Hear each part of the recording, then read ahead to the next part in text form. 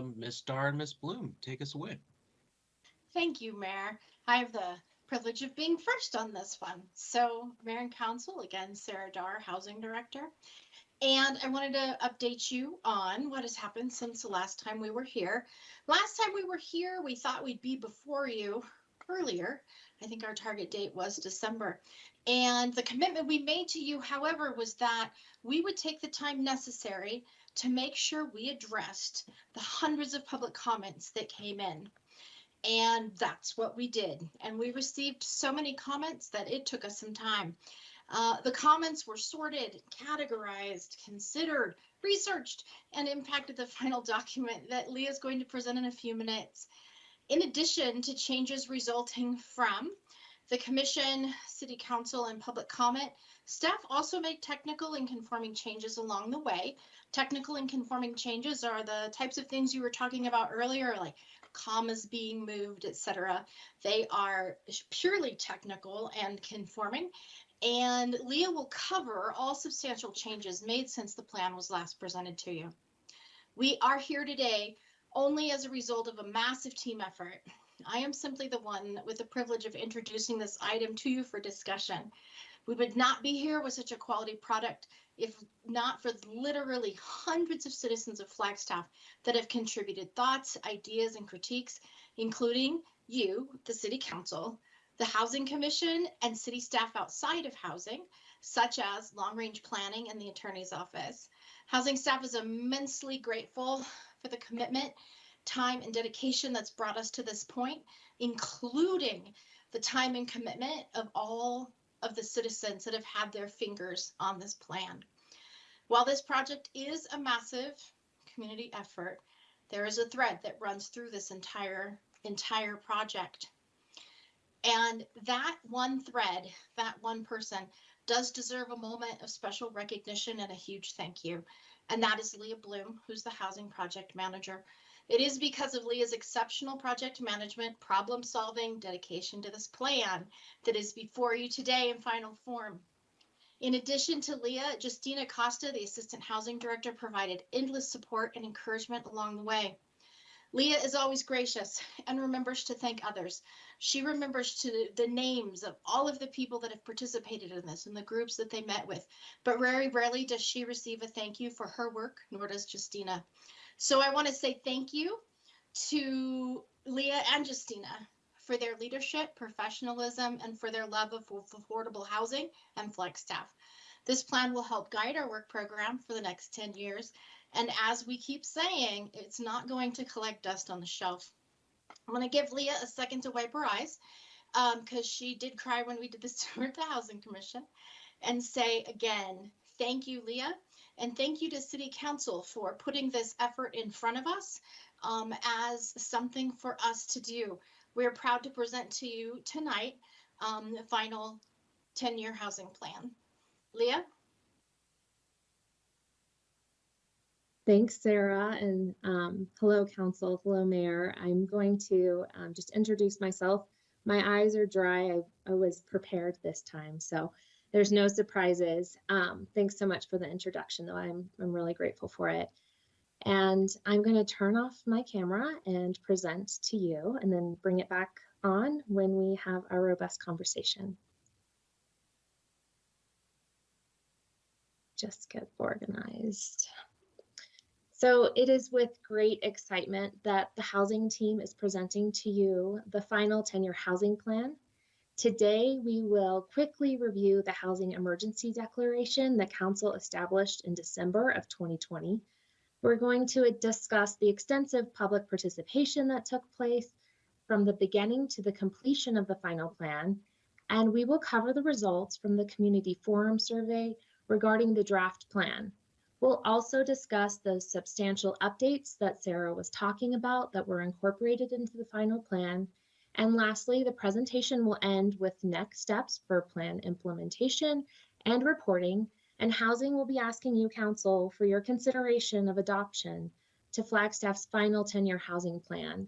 This presentation is about 30 minutes long, and we look forward to it being followed by a robust conversation and public participation. The citizen petition came before council to declare the housing emergency just over a year ago. The declaration called for a housing plan to be created and asked for a single comprehensive community-facing document to summarize the city's immediate and long-term needs and strategies to improving housing affordability. The term plan, as you know, is used in many different city documents. We have our regional plan, which is our general plan. There's the specific plans that are like our South Side plans and other neighborhood plans. And then there's the more single subject policy plans, like our carbon neutrality plan or the housing plan. And the purpose of a single subject policy planning document is to set up programs of work and priorities, yet it may not have all the details for each strategy. So this plan, which we're presenting to you tonight, will provide a path forward for the next 10 years and will provide solutions that the City of Flagstaff can do to addressing Flagstaff's housing emergency.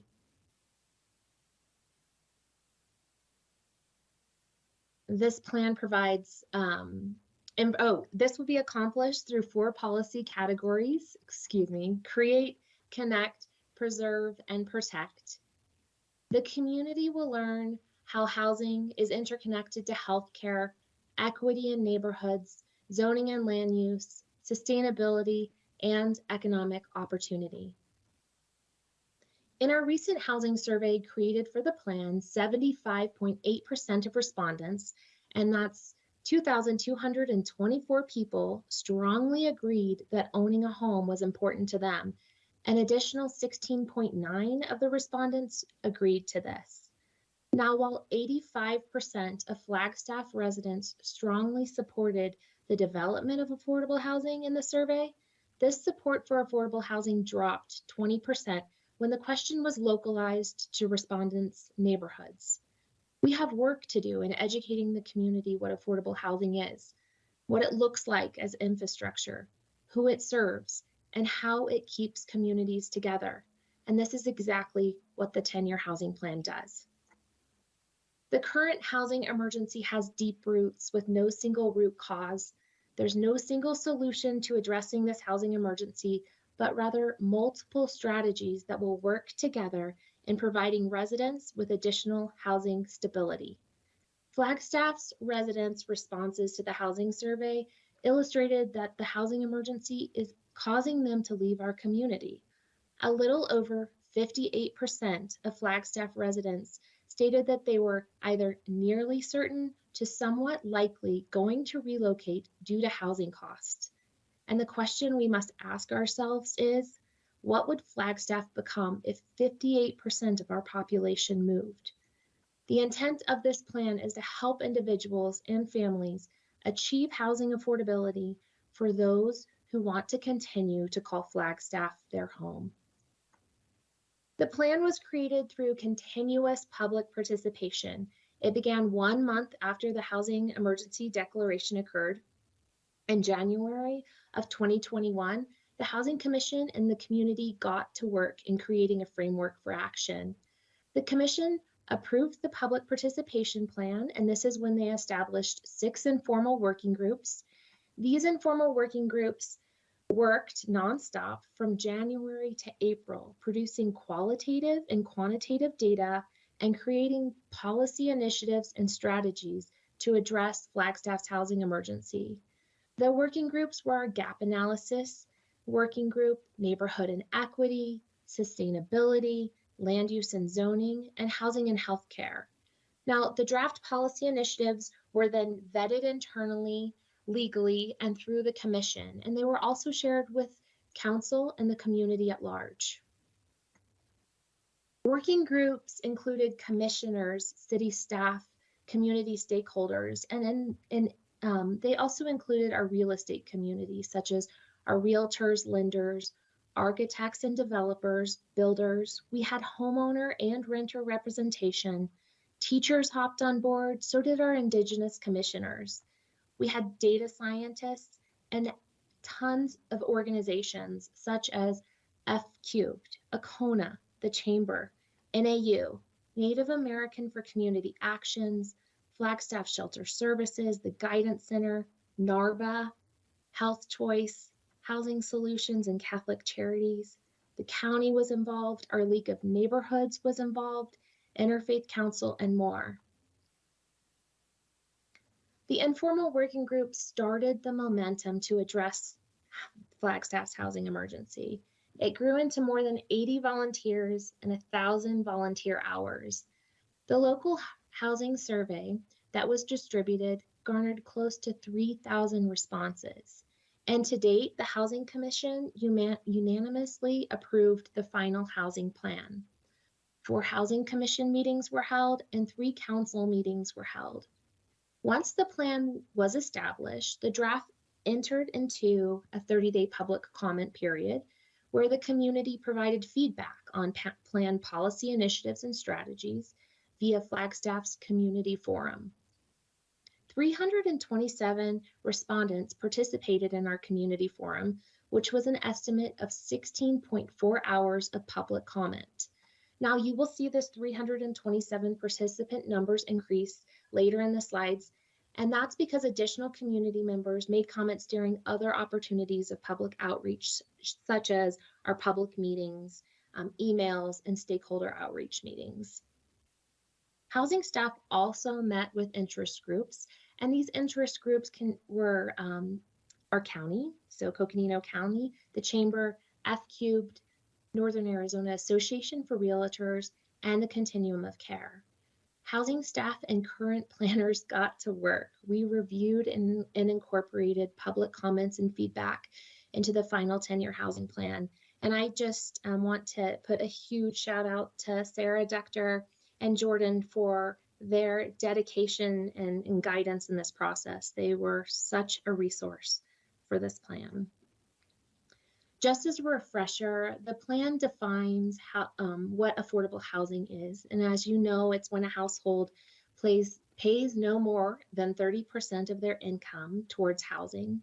Those who pay more than 30% are considered living in housing cost burden situations, and they may find difficulties in affording necessities,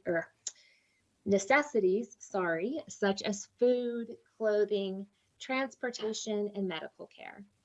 Data indicates that roughly 22,000 residents in Flagstaff are living in housing cost burden situations. And since 2011, the median sales price of a home rose by 119%, while the area median income levels only increased by 16%. Area median income is of course referred throughout the document, and it explains how federal subsidies serve up to 80% of our area median income and how these funds are limited in Flagstaff. Now, Housing Solutions of Northern Arizona and the city's housing section annually update our local needs assessment. And so the needs assessment that you see in the final plan reflects 2019 census results. The conditions continue to show that Flagstaff residents need housing subsidies or units in order to remove households from living in housing cost burden situations and to help them advance through the housing continuum. 47% of all households are extremely low to low income in Flagstaff, and 65% of all Flagstaff households are extremely low to moderate income. Again, this is a huge indicator that 65% of our population could benefit from some amount of subsidy in order to achieve housing that is affordable. Now, this is challenging in a market that is 13% higher for the cost of living and 29% higher for the cost of housing compared to the national average. To paint the picture, let's look at what Flagstaff families can afford. I know you've seen this slide multiple times. I'm going to give you one example so that it also helps the public understand our situation. But I have to start off by saying that Flagstaff is what it is because of the people that live here. So looking at a family of 4 at 100% of our area median income, which is roughly $77,000, they can healthily afford a rental house that costs no more than $1,000 $920 a month. And they could potentially buy a house with an affordable mortgage at $359,000. So a family of four at that size and the cost of housing, it's really difficult for both rental and ownership opportunities at that price. With that, again, this confirms that we need to increase housing subsidies and provide additional support to households above the 80% AMI level. And we also need to update development practices that create and preserve access to affordable housing for all. From the housing survey, we know that 93% of the respondents strongly agree that owning a home is important to them. And we asked these community members what their barriers are to home ownership. Among respondents that were not already homeowners, 88% cited the average home price was a barrier. Over half of non-homeowners cited that paying too much in rent and not being able to save for down payment was their barrier. And 1 in 4 cited qualifying for a mortgage as the barrier to home ownership. So the gap analysis working group looked at both market rate housing needs and subsidized/affordable housing needs for the plan. And after applying local and regional data, they determined that there are 7,976 market rate units and 12,072 households in need of a housing subsidy or an affordable unit. This number does not alone mean that we have over 20,000 households living without a place to call home. It means simply that 12,072 low-income households are living in less than ideal housing situations. Examples of this are paying too much in rent, doubling up, unable to advance through the housing continuum, while the remaining 7,976 market rate houses are needed to free up pressures on Flagstaff's housing stock and to catch up with population growth. So in a market with not enough homes and without adequate subsidies, the people that really lose out the most in Flagstaff are our low to moderate income residents. Again, that's 74% of our population. The plan's policy initiatives and strategies include both the number of housing units and subsidies to increase both the number of housing units and subsidies that will provide targeted assistance to households in need. Now, both of these concepts are mutually interchangeable and will require bold action to address our housing emergency. The plan also identifies the meaning of the term housing subsidy, which is defined as a form of financial assistance aimed towards alleviating housing costs. The plan was written for residents of all income levels with an equity lens, ensuring that each household gets what that household needs. So policies and strategies that aim to achieve equity, they may result in unequal distribution of resources, but they will lead to more equitable outcomes for everyone. Flagstaff's housing continuum is a graphic that represents a variety of housing types, not all of our housing types, but a variety of available housing types in Flagstaff for income or for households at all income levels. It indicates that households with different levels of income require different levels of subsidy in order to move up or advance through the housing continuum. So for the purpose of the plan, we use the housing continuum as a method to communicate possible housing solutions for households at all income levels. Addressing the housing emergency will require adequate funding for programs such as eviction prevention, down payment assistance, and employer-assisted housing programs. It will also require the creation and preservation of affordable rental and ownership opportunities. These bold steps must be accomplished in partnership across the entire housing sector, including all levels of government, nonprofit housing providers, private industry, housing advocates, and from our community at large. The plan defines the housing emergency, and it provides one overarching goal supported by two fundamental elements that together will significantly impact housing attainability.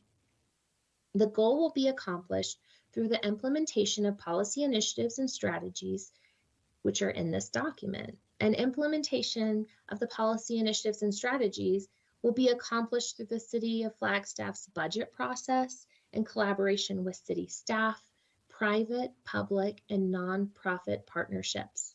So the single overarching goal for the 10-year housing plan is to reduce the current affordable housing need in our community by half over the next 10 years. Element 1 is to impact at least 6,000 low to moderate income Flagstaff residents through a combination of unit creation or subsidy provision. Element 2 is to create or preserve 7,976 housing units by 2031, with a minimum of 10% of them being affordable. And this will increase the overall supply of market rate, workforce, and affordable housing occupied by local residents. So once the working groups and the community created our draft housing plan, Housing shared it broadly with the community at large through public meetings. We sent over 7,000 emails, stakeholder meetings we held, and through our community forum survey, as mentioned before. And we asked through the community forum survey for our respondents to prioritize policy initiatives and to state how favorable they were to each of the strategies in the plan. We also asked for comments and feedback about missing strategies and just overall comments about the plan. And this is where 327 individuals prioritized the policies, and they showed us how favorable they were to each of the strategies. And they submitted over 400 written comments, which once split by topic ended up being over 600 written comments. So again, our current planners and our housing staff coded each of the comments and organized them so that we could implement what was actionable into the plan. And for a detailed list of all of these comments, we ask for you to refer to the attached document to the staff summary. It's titled Response to Comments. Now we're going to dive into a high-level overview of how the comments were addressed and updated and how they were incorporated into the plan in the following slides. So, minor changes were suggested for policy initiatives and strategies. And we like to think that this is because of the thorough public engagement and hard work that went into the creation of the policy initiatives and strategies up front. The changes incorporated were for clarification. Housing staff attempted to add a few strategies that were noted by commenters, but after future review, we realized that these additions were redundant with what the working group had already created. Again, there are 4 policy categories, which are create, connect, preserve, and protect. In these categories, there are 13 robust policy initiatives and 58 strategies. This is our framework for action for how the city will address the housing emergency. The plan now shows the policy initiatives in order from the community's response to prioritization. I'm not going to discuss every strategy today, but I encourage everyone to refer to page 52 of the plan titled Detailed List of the 10-Year Housing Plan's Policy Initiatives and Strategies. The create category includes policy initiatives such as incentivizing the creation of affordable units through various programs and mechanisms. It has strategies to ensure that the regional plan includes robust affordable housing goals. And this is great timing with our regional plan update happening. There are strategies to create dedicated funding source for affordable housing in Flagstaff, strategies to amend zoning code and to facilitate the development of all housing types. And we also included strategies that explore regulatory efficiencies and cost-saving practices. For the Connect policy, category, there's many strategies to reducing homelessness and fostering housing permanency for all, ways to implement a framework for centering equity and proposed and existing practices and programs, and to integrate healthcare into housing and vice versa. For our preserve category, it encourages adaptive reuse of buildings and also expands efforts to preserve existing housing stock. And lastly, protect includes policy initiatives to continue to advance further Arizona and federal fair housing laws and to reduce barriers to equitable housing solutions, and to encourage affordable housing to make sure that it is a part of every Flagstaff neighborhood and their strategies to address disparate impact. And to continue to have the City Council lobby and support federal and state legislation to encourage change to federal and state laws, and to increase the amount of funding for preservation and construction of affordable housing. Now to the written comment. The 400 written comments came through, again, public meetings, email, stakeholder meetings, and the community forum survey. So once these were split by topic, these comments grew into over 600 comments. And in order for staff to focus their efforts on the comments that would improve or achieve the scope of the work of the 10-year housing plan, comments were marked actionable or non-actionable. So again, refer to the comment response document to see the percentage of actionable and non-actionable items by topic and subtopic. Both actionable and non-actionable comments are being shared with city staff working in that subject area. Comments determined to be actionable provided staff with insight on the plan's goals and requested more information. Non-actionable comments fell outside of the scope of work for the 10-year housing plan. And some examples of these are when it related to other city planning projects or strategic documents. An example of this is discussing water or long-term planning, or addressing JW Powell area's future development. This is more appropriate for our regional planning. Another example of a non-actionable comment would be that it is illegal or unconstitutional to implement. And an example would be stop all growth and prevent investors from buying property in Flagstaff. Other non-actionable comments were factually inaccurate based on the research from the Housing Commission and the project team. Example would be increasing supply will not help address the affordable housing emergency. And then lastly, non-actionable items were general support or opposition to the plan that didn't provide a specific comment on how the document could be improved. So reviewing and organizing comments resulted in a final code book that contained 9 topics and 72 subtopics. And you can see the topics here. They ranged from growth and development to the people we serve and the programs that the City of Flagstaff provides, involvement, meaning community engagement, topics regarding sustainability, and just general plan comments. Also, of course, economic opportunity.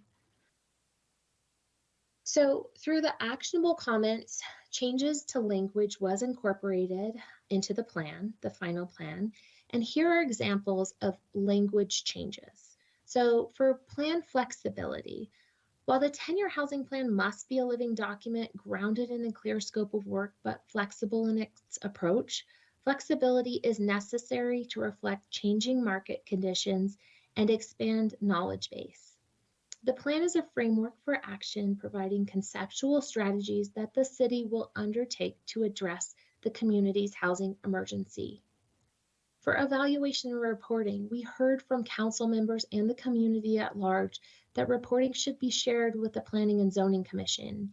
So the plan now states that city staff will measure progress on key performance indicators and will report to the Flagstaff City Council, our Housing Commission, our Planning and Zoning Commission, and the community annually regarding policy initiatives and strategy accomplishments.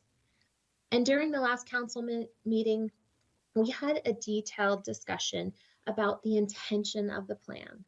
It now states up front in the plan that the intention of the 10-year housing plan is to help individuals and families achieve housing affordability for those who want to continue to call Flagstaff their home.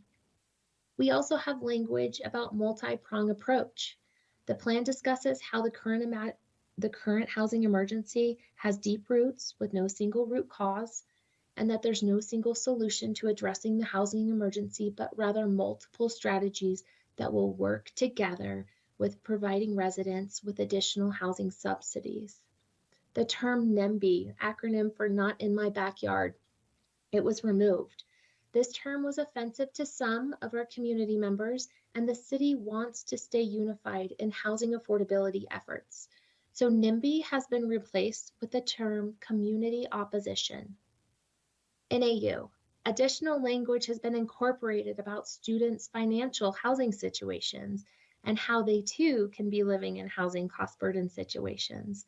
Housing data in this section now includes off-campus developments targeted towards students and how these developments' occupancy rates nearly decrease campus student housing by 3,500. And we took the opportunity to educate the community in the plan that the City of Flagstaff does not have authority in controlling construction on NAU campus, nor does it have authority of student enrollment. Now, it would be remiss if we did not say that NAU is in the top 1% nationally for on-campus housing capacity per student. In 2020, NAU housed 44% of its students on campus. We had a language update in our zoning and land use section, which now talks about how zoning and land use has profound impact on housing locations and types, and how it also can impact cost and affordability. This section discusses percentages of land and their specific uses, and the language has been updated regarding inclusionary zoning. So, new sections in the plan. Public comments ask for more detail regarding Coconino County's partnership, the legal barriers to adopting affordable housing policies in the state of Arizona, and what Housing First method is. And they also asked what different forms of housing looks like. So these topics have all new sections of the plan. The plan now states that reporting along with strategy implementation and program advancement will be shared with Coconino County. We now have a section discussing the legal barriers to adopting affordable housing policies in the state of Arizona. And this information is based on a recent document that was published by Arizona State University's Morrison Institute for Public Policy. The Housing First model is now described. The plan also talks about different forms of housing. In this section, the community can read how in order for Flagstaff to attain affordability along the housing continuum, it will likely need to broaden housing developments to include missing middle housing, a term that describes a range of multi-unit or clustered housing types that are more compatible in scale with single-family homes in neighborhoods. Now, missing middle housing not only affects affordability, but it also lowers our community's carbon footprint by increasing walkability in our neighborhoods. Example pictures of missing middle housing is also included in the document. The plan has a new section on racial disparities and housing justice, another big topic from the draft. While the plan does focus on income levels and housing situations for all Flagstaff residents, comments made it clear that we must consider racial and ethnic composition when discussing housing stability. And when looking at housing cost burden based on racial and ethnic composition, the section applies HUD data and terminology. So results show that different than national data, here in Flagstaff, Asian non-Hispanic households are most likely to experience housing cost burden situations. And yet aligning with national statistics in Flagstaff, white non-Hispanic households are least likely to experience housing cost burden. We applied the homeless management information system known as HMIS data. This is the database that our social service providers use for coordinated entry and front door. And results show that Flagstaff's Indigenous residents are disproportionately experiencing homelessness, making up 10% of Flagstaff's population, but 38% of its homeless population. Residents who are Black or African American or multiracial are also disproportionately experiencing homelessness in our community. And the city of Flagstaff is committed to examining solutions that will eradicate the racial and ethnic disparities in housing outcomes and homelessness.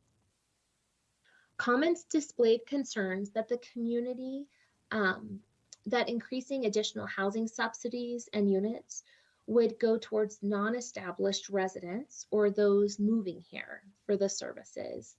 And there's a new section in this plan that discusses how the city of Flagstaff serves local residents through our housing programs, such as incentivizing residency through our public housing programs and requiring owner occupancy for all of our home buying programs. Those are just a few examples. And there was a common theme from our commenters that they would like to see more housing operated and managed by the city of Flagstaff. A new section in the plan was incorporated, and the section is called City of Flagstaff's Housing Authority and Possibilities. This section discusses HUD's rental assistance demonstration program and how the city intends to reposition and redevelop its public housing in order to increase inventory of public and private affordable housing for renters and potentially homeowners throughout the city. And lastly, there's a section in the plan called Building Unity in Community. This is a new section that is in response to comments stating that pictures of affordable housing are so important. The section also provides the linkage of other community strengths and characters, such as ensuring that affordable housing is within walking distance to public transportation, our schools, medical facilities, and grocery stores, and ensuring that affordable housing incorporate the principle of good design. So examples of affordable housing with good design are shown in this section. These were the substantial changes to the final 10-year housing plan. I would love to hand this over to Sarah Dar for the next slide to discuss the 10-year housing plan implementation. Thank you, Leah. Mayor and Council. Leah, there we go. No more echo. I don't know if I can match Leah's very soothing pace and voice. That's just not me. So I'm not even going to try. But the next slide talks about implementation. And as we all know, a plan is only as good as its implementation. So I wanted to spend a minute talking about what's next. What does implementation look like if the plan is approved? So in consultation with the Housing Commission and City Council, staff will prepare an annual implementation plan, and that will be based on resource allocation and our staff capacity. As you may recall from budget retreat, I'm going to say a week and a half ago, staff's already in the process of requesting resources for the implementation of this plan in the coming budget year. The requests for funding are actually centered on the strategies that received a significant degree of community support and that are prioritized in the plan as immediate and short-term strategies. This year, timing has been a challenge as budget requests were due before the plan is approved. So we're not in the order I would like to have brought this to folks in, but we're working with what we have right now. So if approved, we'll be checking in with the Housing Commission this year regarding a work plan based on the 10-year plan for the coming year, as well as this next important step of creating the evaluation process for annual reporting and measurement of progress. Next year, we'll be able to consult the Housing Commission prior to making budget requests to you. We will continue to work through internal processes related to city budget and city operations, and I really can't express how excited we are about the momentum surrounding collaboration with other city departments and programs, as well as our community partners as we move forward into implementation. As Leah pointed out and is mentioned in the plan several times, is that implementation is going to be based on resources available in order for us to move forward on that. That's one of the reasons we've talked about having a flexible plan. As we know, resources, ebb and flow over time. So we will continue to work within the frameworks that we have, but also recognizing council's priorities in the declaration of the housing emergency and the 10-year plan that is being presented to you tonight for consideration. This is in mind to close up. This is Leah's to close up, and I'm going to turn it back to her. Thank you so much. And I will be here for questions as well as Justina and Leah when she's done. One more slide. Okay. I muted myself, right? Okay. So the momentum for addressing the housing emergency is strong, and it is happening now. The 10-year housing plan was created by city staff, the community, and the commission. This plan has sparked the energy and the will to address Flagstaff's housing emergency. Housing staff, along with internal city divisions, have expressed readiness to collaborate in the plan's policy initiatives and strategies, and we are excited to move forward with our community partners into the implementation process. So on behalf of the entire housing team, we want to thank each past and present housing commissioner, each council member, city staff, and our community for their involvement of this important process. We are asking you, council, for your consideration and adoption of Flagstaff's 10-year housing plan.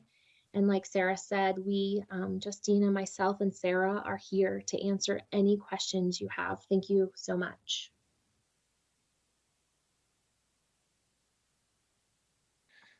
Thank you, Ms. Bloom, and thank you, Ms. Dar, for the very thorough presentation. Council, comments, questions, everything in between.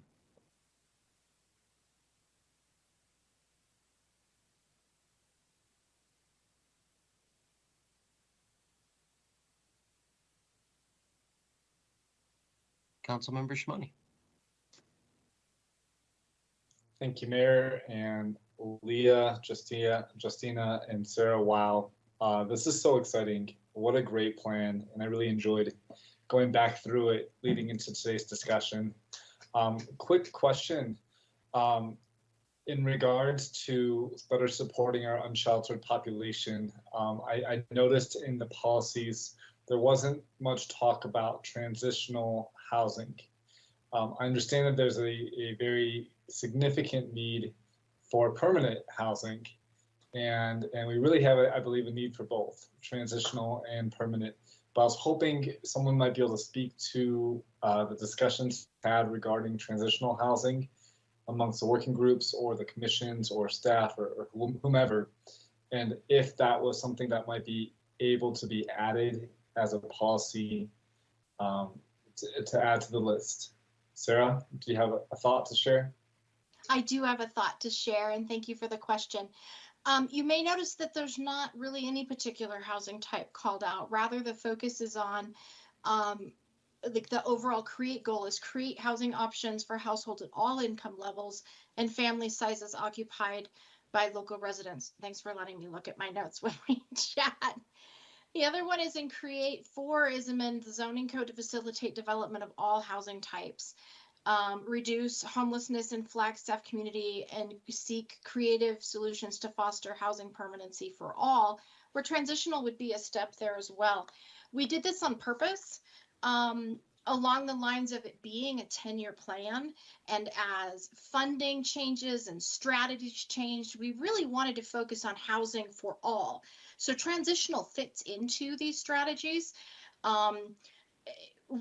Folks have asked, well, why don't you mention this or why don't you mention that? If we mentioned one thing and perhaps not another, if this plan is used to back, let's say, a grant application from a local agency, and it's not mentioned in one of the specifics, we miss a housing type that maybe hasn't even been invented yet.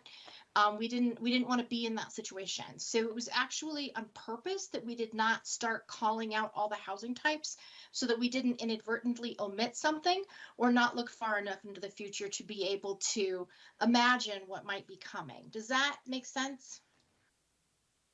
It does, Sarah, and thank you so much for the explanation. I'm totally supportive of that. As you recall, I believe you probably know, I had a couple of fair items, one of which spoke specifically to transitional housing and seeing if we could do something locally. And council voiced that they supported the idea, but wanted it to be led through the Housing Commission. So I just want to make sure that the Housing Commission also has that charge to address transitional housing as we start working through the many great items on this plan. I also want to make sure we don't leave that one behind or left out. But that sounds just fine. Thank you. Thank you for that. And that's my only question there at the moment. Thank you. Thank you, Councilmember Aslan. Hi, everyone. I'll try to keep this brief. I realize it's getting late and it's been a long day. Very appreciative of all the staff's effort that went into this.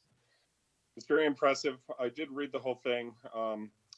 I was looking for certain things, and the things I wanted to see, I saw, and the things I didn't want to find, I didn't find. So I am completely ready and willing to support this moving forward, and I'm really excited to be able to do so. I just wanted to lift up one thing in particular. You know, I think if I remember correctly, I was at least one of the voices, if not the voice, who was really harping on the idea of the intention of who we're serving with this document. You know, we don't want to just build housing stock and then have a bunch of folks move into town. You know, the supply demand issues are real, I think.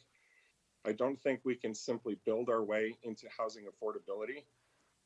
And those concerns were addressed in this new document. So I'm very glad that you've incorporated that clarification to the intention of the plan. The only thing that I would maybe add to that is, you know, we talk a lot about being able to keep people in Flagstaff who live here now. And, you know, even I will readily acknowledge that Flagstaff is going to continue to grow as the future unfolds. And so a part of that growth, what we need to be focusing on is the equity of opportunity for people to move into town. And that's a little bit of a distinction, but I think it's worth lifting up. Flagstaff is going to grow. Let's make sure we're invited people of all stripes, all colors, all economic backgrounds, and all opportunity levels to live here. I think that's not just a social justice issue, it's an environmental justice concern.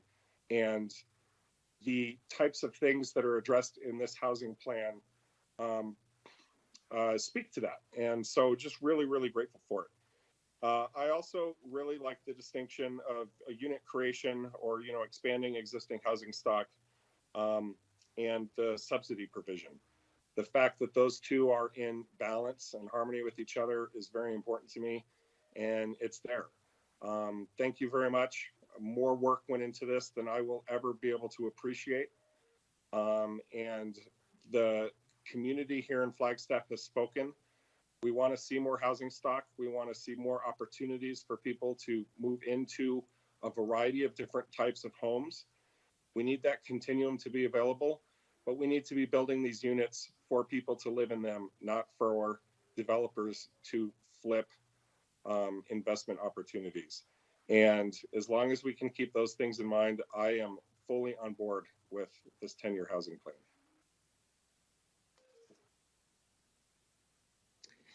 Thank you, Councilmember Aslan. Council, any other comments, questions regarding the housing plan?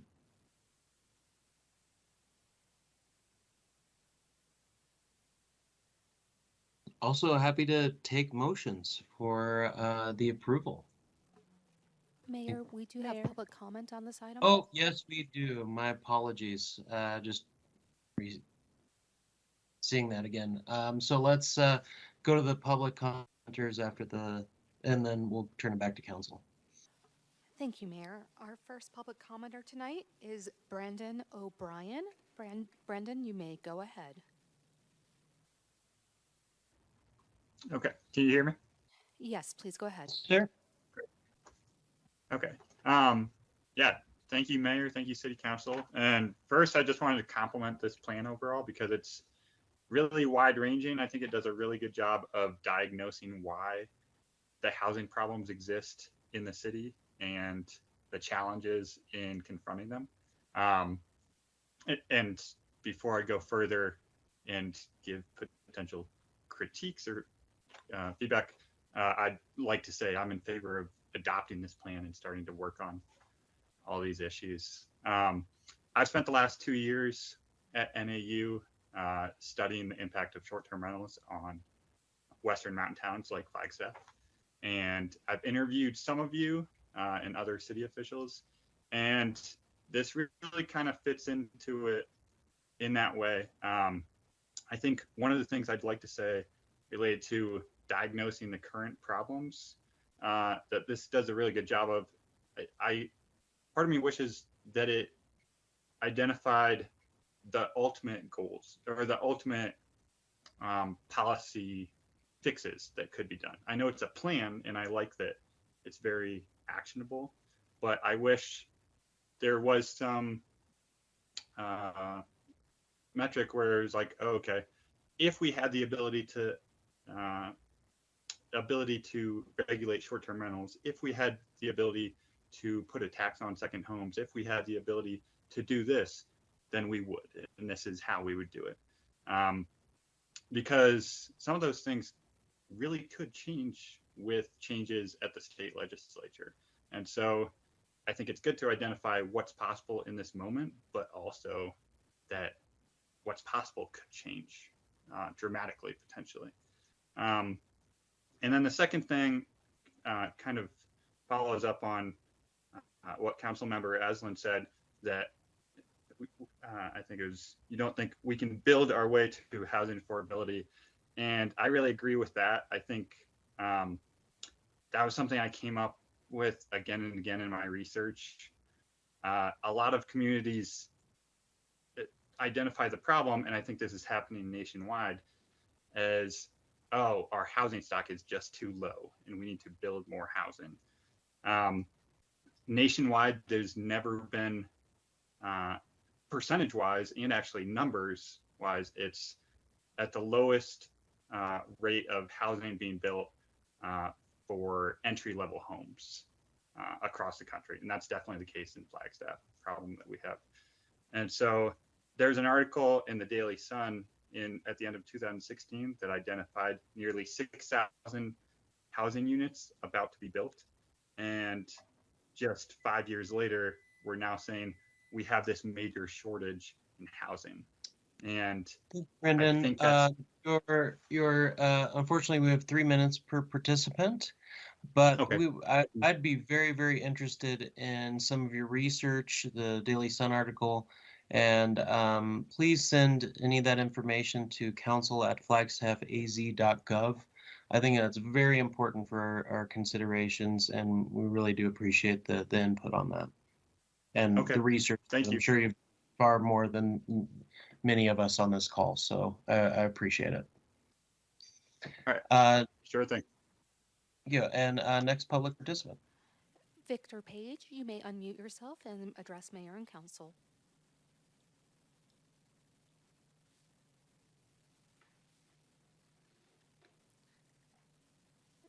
Mr. Victor Page, you may unmute yourself and address Mayor and Council.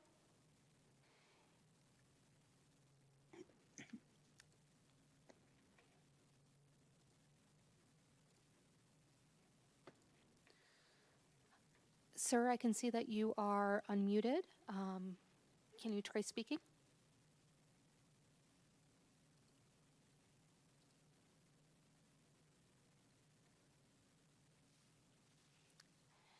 Mayor, I am not hearing anything from Mr. Page.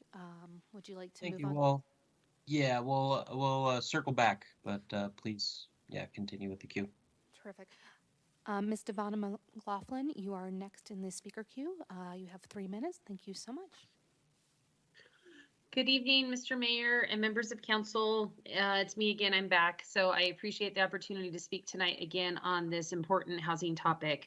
I am speaking tonight as a private citizen. I also have the pleasure of serving on your housing commission and as the CEO of Housing Solutions of Northern Arizona. And I just want to start by thanking city staff, the community members who gave hundreds of hours of their time, and the housing commission to create the robust and thoughtful plan before you. This plan is critical for our community, and I urge council to adopt the plan tonight without delay. As you know, our community continues to face an affordable housing emergency as housing prices continue to climb beyond the reach of low, moderate, and median income households. The housing affordability crisis is a social justice issue and an economic development issue as more and more households consider leaving our community because of the high cost of housing. Housing Solutions is just finishing its annual rental attainability report, which will come out shortly. The data is pretty bleak. An average 2-bedroom apartment now rents for $1,758 a month.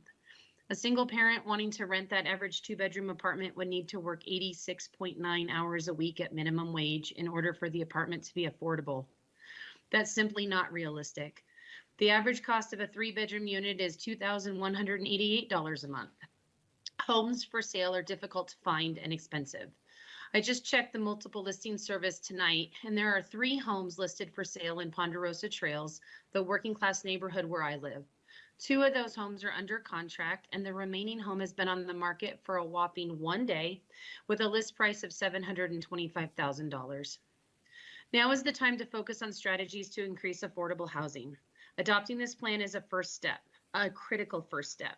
Our next step as a community is to make sure the plan doesn't sit on the shelf and that the strategies and recommendations in here get implemented and adopted.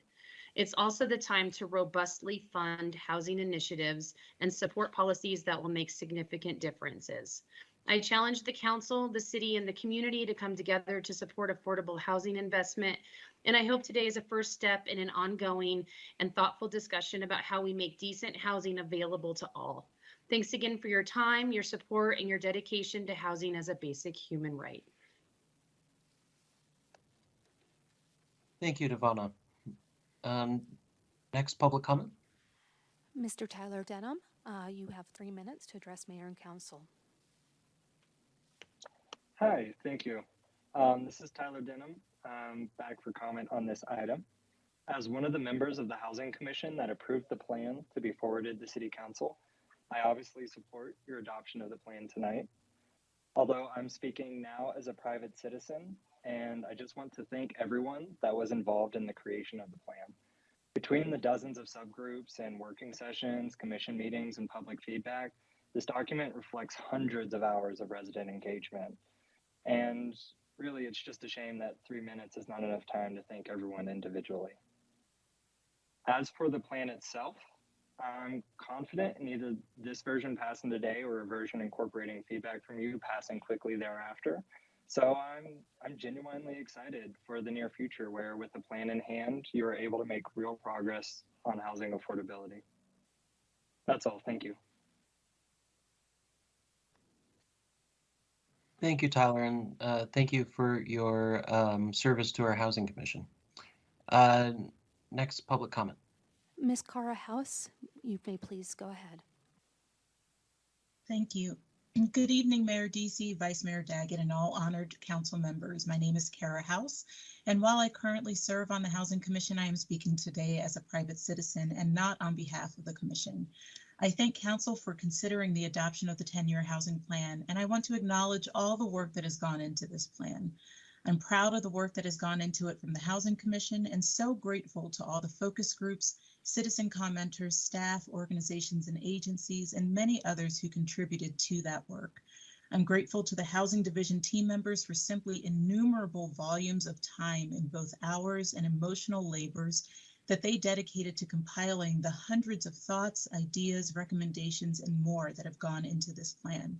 I'm grateful to our council liaisons, past and present, for their consistent and considered support for the work of the commission in developing this plan, and thank all council members who have engaged in discourse with the Housing Commission on the development of the plan. With nearly half of Flagstaff households living cost burdened, housing is an unavoidable challenge facing our community. With the declaration of a housing emergency in December of 2020, Council acknowledged this challenge and called for action. This 10-year plan, I believe, is the first step on a long journey toward delivering actionable, realistic measures to address this challenge and this crisis in our community. While some may hesitate to address this as a crisis, the knowledge that some 12,000 citizens are living in less than ideal housing situations, and 58% of our citizens are between somewhat likely and nearly certain to leave our city due to housing costs. This tells me that the situation is critical and the time to act is now. As with all such plans, I ask that both council and our citizens look at this plan as a living document with strategies and recommendations that will adapt and shift with our needs.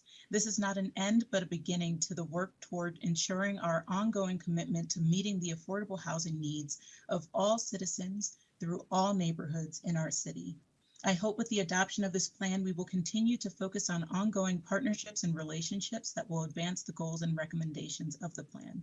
This is not a single team effort, but the work of a collective that must continuously engage, collaborate, and compromise to meet our shared purpose in addressing what we have acknowledged as a housing emergency. I've said it before and I say it again now. If not us, then who? If not now, then when?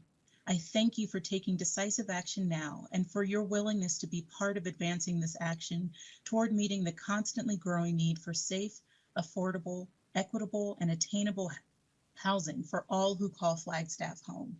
Thank you. Thank you, Kara, and thank you for your own contributions to this plan and all of your hard work as well. Next public comment. Thank you, Mayor. Ms. Michelle James, you may go ahead and address council. Hello, Mayor, Vice Mayor, and Council. I'm Michelle James. I'm Executive Director of Friends of Flagstaff's Future. F Cubed is thankful for city staff, the Housing Commission, the informal working groups, and Council in their work to create the final 10-year housing plan. F Cubed provided extensive comments on the draft housing plan in November of last year. We appreciate the discussions that followed with the housing section and the inclusion of many of F Cube's comments in the final plan. F Cubed appreciates the relationship we've built with the housing section, and we look forward to working with the city as implementation of the housing plan begins.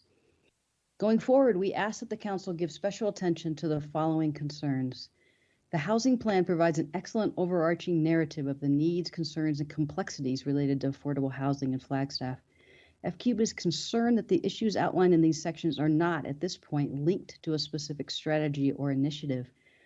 We recommend linking narrative text directly to the policy initiatives and strategies tables located at the end of the plan. This will lend clarity and increase the use of this document as a roadmap for the future and will greatly assist future staff, council members, and community members going forward. 2, how will city staff and councils determine in which order individual or groups of initiatives and strategies should be addressed and funded? The strategies outlined in the plan are interrelated and connected. Some initiatives cannot be completed until others are first completed. Prioritization of implementation of planned strategies is important in order to ensure timely implementation, address barriers, and communicate with the public. 3, how will the city ensure that this plan is implemented, especially in regard to proposed development projects and or other city actions that connect to housing? It appears to F Cubed that responsibility for ensuring the long-term implementation of the plan falls to the city manager. F Cubed encourages the council to clarify how the city will ensure implementation of the plan's initiatives and strategies. F Cubed is pleased that stringent annual evaluation and reporting elements are included in the housing plan. And finally, we applaud the council for its recognition of the urgency around both affordable housing and climate change. We know staff changes and council membership changes. We urge council to keep addressing and prioritizing both the housing plan and the climate emergencies. Thank you. Thank you, Michelle. Next public commenter. Ms. Ross Schaefer Altenbach, could you please go ahead? Yes, thank you. And thank you, Mayor, Vice Mayor, and members of the Flagstaff City Council. My name is Ross Schaefer Altenbaugh, and I am the Executive Director of Flagstaff Shelter Services.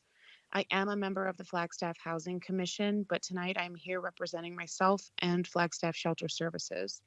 As you know, FSS is one of the largest emergency shelters in all of Arizona, and daily we see the devastating result of the lack of affordable housing in our own community.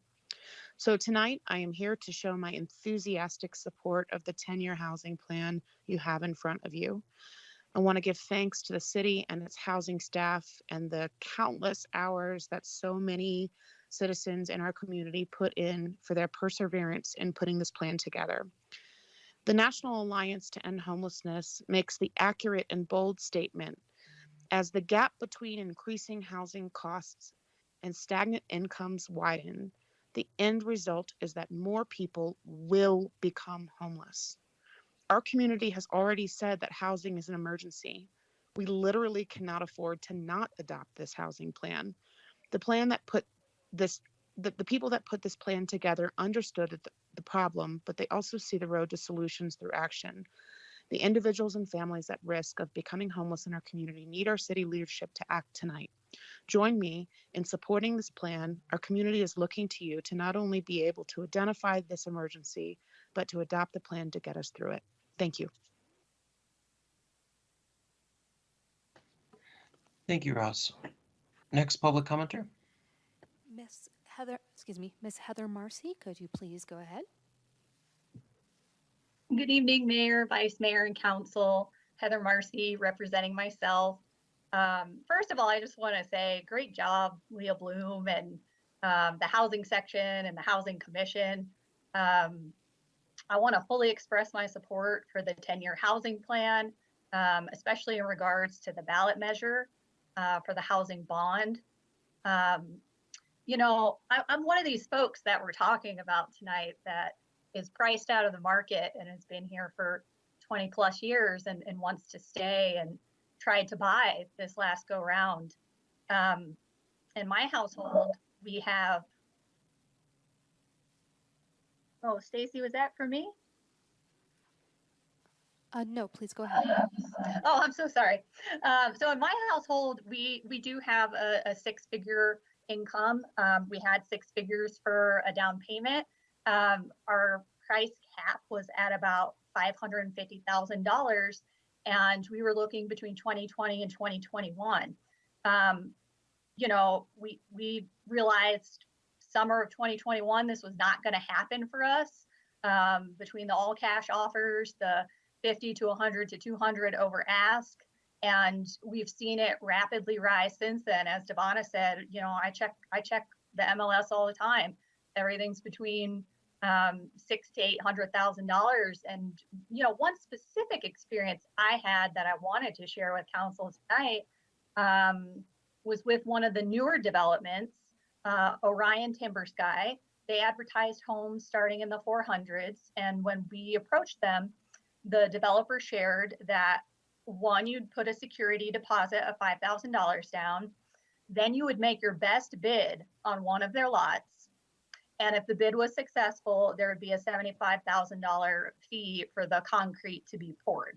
So I just want to share that because, you know, I think what gets communicated up front about price points is deceiving, and the market changes. And I know that prices are driven by those market changes, but I do think creating more units that cross a broad range of income levels is important. So I'm glad we're talking about serving multiple income levels, broad ranges through this plan.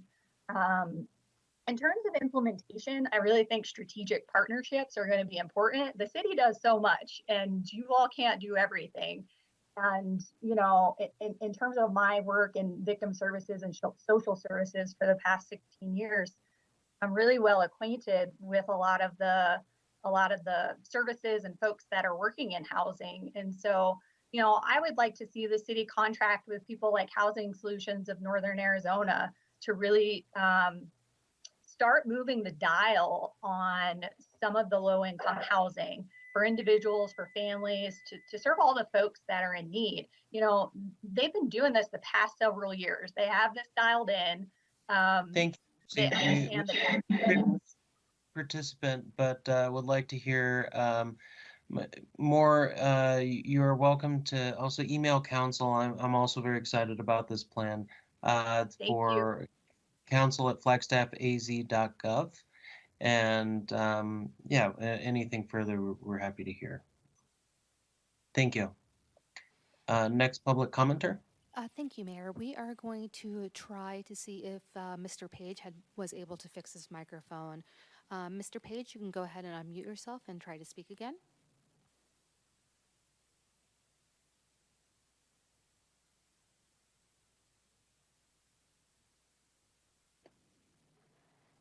Mr. Page, we are still not hearing you. Mayor, I would suggest at this point that he probably email council@flagstaffaz.gov with his comments. Yes, please do. We'd love to hear from you. council@flagstaffaz.gov. And speak for myself as well. I'm sure the rest of council, we have our emails open while we're in these meetings. So happy to read your commentary. All right, and I assume then that was our last public comment. Yes, Mayor, it is. Thank you. Well, with that, we'll turn it in internally here to council. So council comments, questions, motions, all of the above.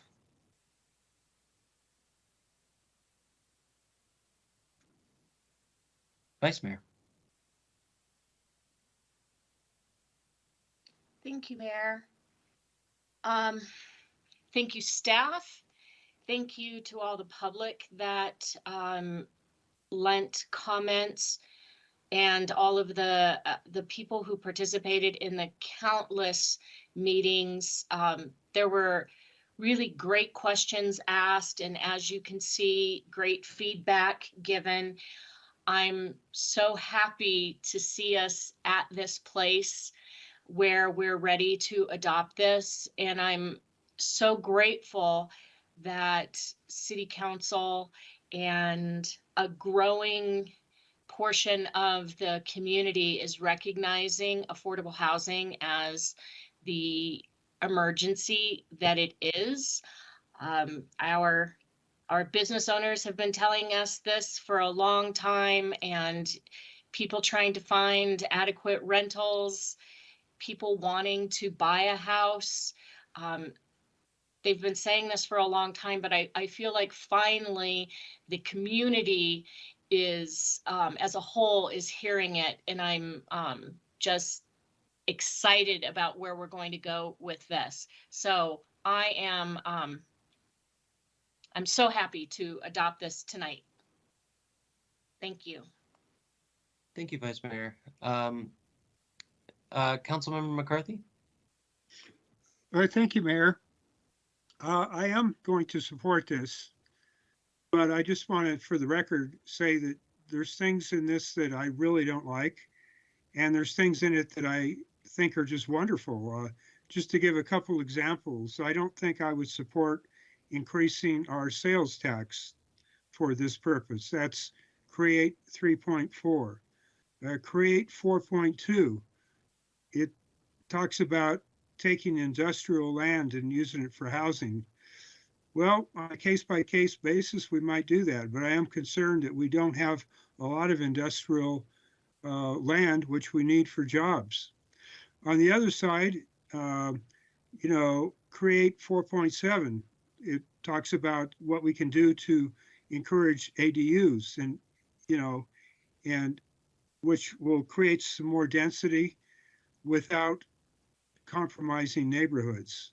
I love the idea of create 5.6, which is pre-approved plans. I mean, why should we have to have a new plan drawn for every lot? One of the reasons housing is less expensive, among others, in the Phoenix area is they tend to build hundreds of houses that have the exact same floor plan. That saves a lot of money. I also protect 1.1. I feel strongly, and I've talked to council about this before, that we need to talk to our legislators, and when the time is ripe, get the change so that second homes and vacation homes and short-term rentals are taxed at a higher rate than they currently are. There's 2 houses on my street where the people aren't here even 1 day a month. Those are houses that are built in my neighborhood, and they're not serving any purpose for people that live in Flagstaff. So in summary, I'm definitely going to support this enthusiastically, but don't interpret that to mean that I completely buy into every little phrase in the document. So thank you. I'll leave it at that. Thank you, Councilmember McCarthy. Councilmember Sweet. Thank you. And thank you to the commission, the Flagstaff community, and city staff for the time and commitment on this. What an incredible job. I do have a couple of thoughts. One would be on the evaluation process, the measurement of the process and benchmarks. I'm just wondering if with the detailed list, if we can, when we get going on the plan, really get specific on when the project is estimated to start, when it is starting, maybe an update midway through, the estimated completion date, and then the actual completion date. And can we somehow get that out to the public, maybe more on a live timeline instead of once a year? I think it might be helpful for the public to see that, see the progress. I know it would be helpful for me, just talking from a council member, but also as a community member, having those live updates might be helpful. Sarah, I see you're on the screen. Do you want to answer that maybe briefly before I go on?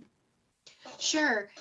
That is our full intent there, is that it's not just we don't just wait for the annual piece there, but rather that we will be doing semi-regular updates to the Housing Commission on progress and sharing those with council as well.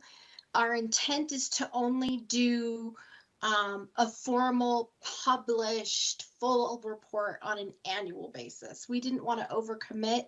The other thing is that quite often things with housing take time. And so a monthly update isn't super functional, because it's going to be like, we worked on this again this month. Sometimes even a quarterly update can be hard, as you know, programs still under development or house still under construction. But we intend to include a schedule along with those items, as well as items that aren't necessarily something that we need funding for, but rather staff time is dedicated to. So we'll prioritize the things that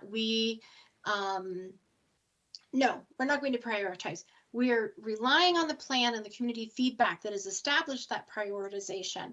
So we'll be tackling those things as time goes along. But if you look at those charts, there are a number of things that are ongoing. So we'll also be reporting on the ongoing things as we go along. And I hope that that fits with what you were asking for. Absolutely. Thank you. Thank you. My other thought is on collaboration. I know you all do such a great job reaching out to our partners, and I just want to make sure, or say that I would like to see even more of that. And there are so many partners out there that want to work with the city, and I know you all are doing that, but maybe updating us on what is Habitat for Humanity doing? What is their plan? What is Housing Solutions doing? What is their plan? And making sure that, again, myself as a council member, but also a community member, understands the full scope, not just what the city is doing, but what our partners are doing and how we're all working together. I firmly believe the only way we're going to do this is if we all work together, and seeing that broader picture with our partners, I think, is always beneficial. Other than that, Great job. Thank you so much. Thank you to everyone. This was a huge lift and a good one. So I appreciate the effort. Thank you. Thank you, Councilmember Sweet. Councilmember Salas?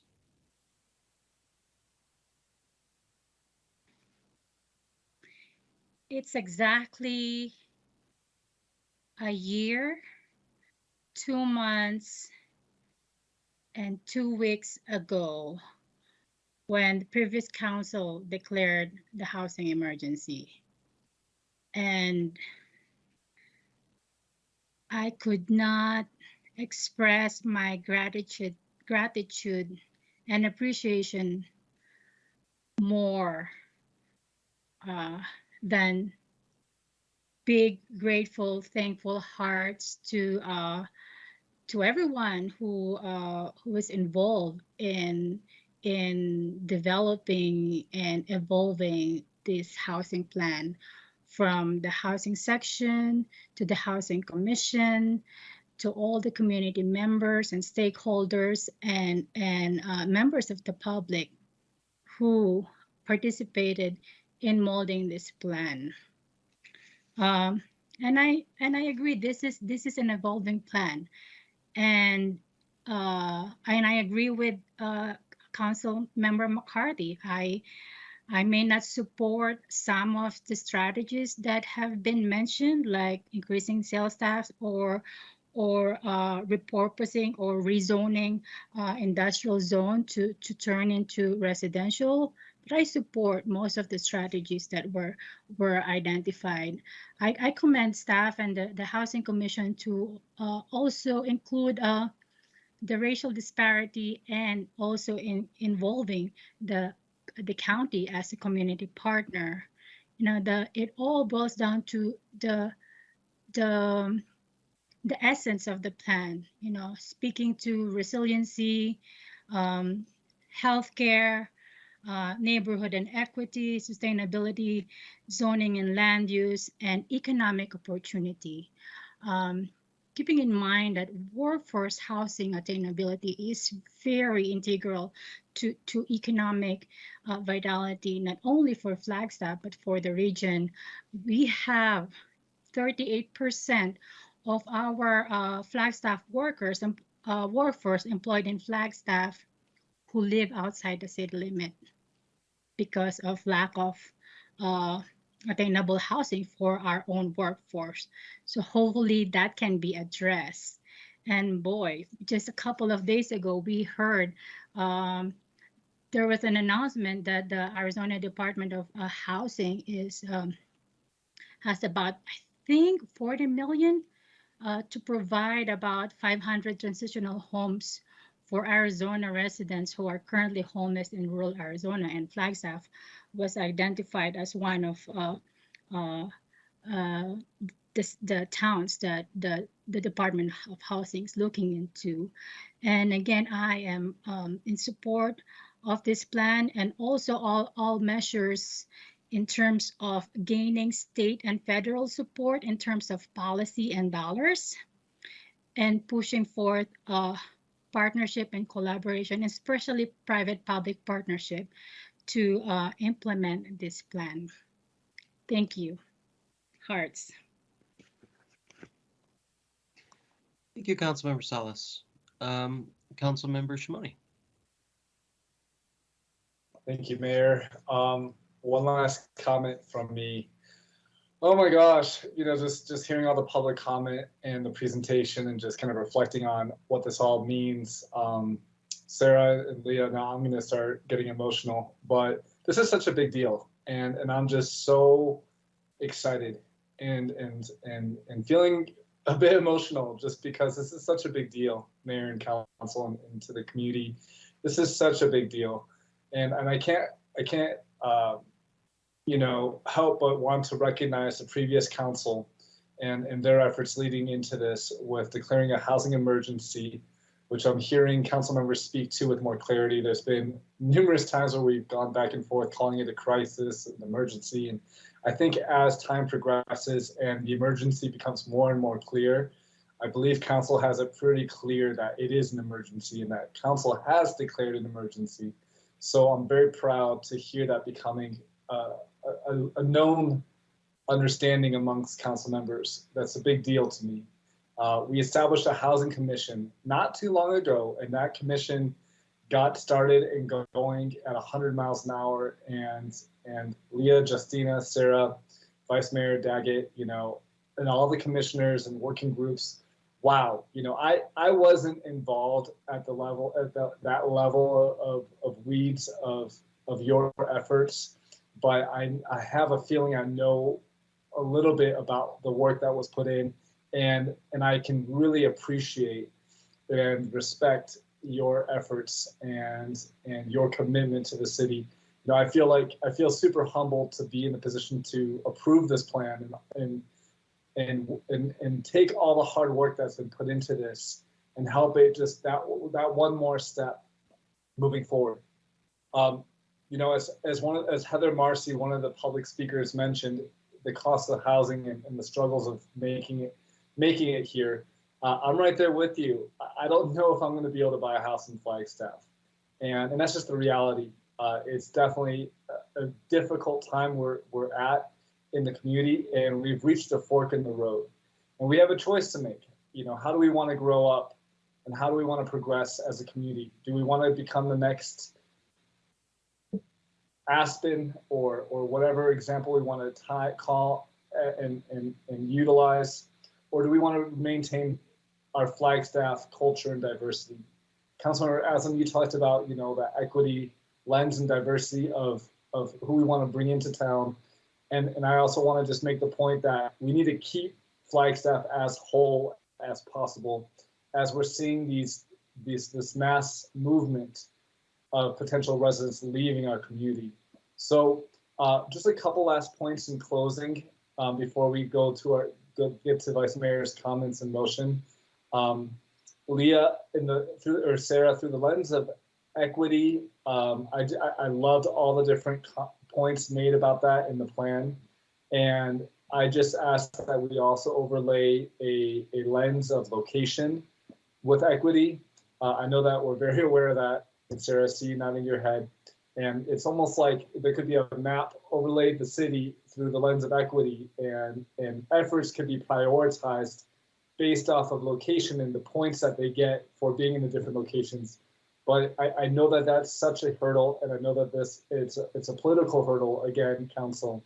So maybe we can actually overcome it and address it this time around. And then secondly, my other comment is in regards to encouraging the adaptive reuse of buildings. I just wanted to share while we talked about it this evening, NAH comes to mind, the hospital, and their old location or their current location. And I know there's going to be a lot of conversation about that in the months and years to come, but I just wanted to plant that seed. There's a lot of talk about housing there, and I think that's a great opportunity. So I just want to make sure the Housing Commission and our team are at the front of that conversation and are ready for that. That's all I have. I'm just beyond grateful and humbled to be in this position to see this progress this evening, and thankful to everyone that's been involved. Thank you, and thank you, Mayor. Thank you, Councilmember Shimoni. And before passing the torch to Vice Mayor Daggett to make comments and a motion, I just I also want to express my gratitude. This has been a plan that is extremely well thought out, well vetted, with an extensive amount of community input. The efforts that have been put into this are astronomically larger than most of the plans and ideas and thoughts that we've put forth. It has been a community-driven initiative and plan, and with so many individuals that, again, I can't name them all by any means in such a short time. I just want to thank Sarah, Justina, Leah for all of your work on this, the Housing Commission, and all of the community input. With that, though, I would like to turn it over to our Vice Mayor for comment and the well-deserved motion as our liaison to the Housing Commission. Thank you, Mayor. Very well said. And rest of council, great comments tonight. Thank you. One thing that I would like to bring up again is just that we have this plan now. We're elevating housing in terms of importance, and I would really like to see housing at the leadership table, so that they are involved in all community discussions. And I see city manager there. And do you want to say anything to that, or you're just telling me that you hear me? If I may, Mayor, I just wanted to give you assurance that we have heard you, and we will be working on that. So rest assured, and stay tuned. You'll be hearing back. Thank you. Thank you very much. I appreciate it. And so, without further ado, I would like to move that we read resolution number 2022-03 by title only. I second that. Oh, I wanted to second it. I used to be the liaison to the Housing Commission, so I was going to try to second it, but there was too much enthusiasm. So I thirded it. All right. Well, thank you. Is there any further discussion? Mayor, All those in favor? Yes. I'm sorry, could we please clarify who made that second? I do believe I beat the others to the punch. Okay, thank you.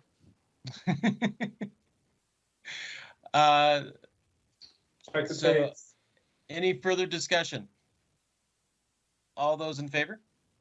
Aye. Aye. Aye. Aye. Those opposed? That carries unanimously. City Clerk. A resolution of the Flagstaff City Council adopting the City of Flagstaff's 10-year housing plan. I move to adopt. Oh, who's got the second? I'll stand back this time. Who's got the second? I'll second. I'll second. Oh, Sweet beats you, Shimoni. Councilmember Sweet seconds that. Any further discussion? All those in favor? Aye. Aye. Aye. Aye. Aye. All right. Excellent. Thank you, everyone.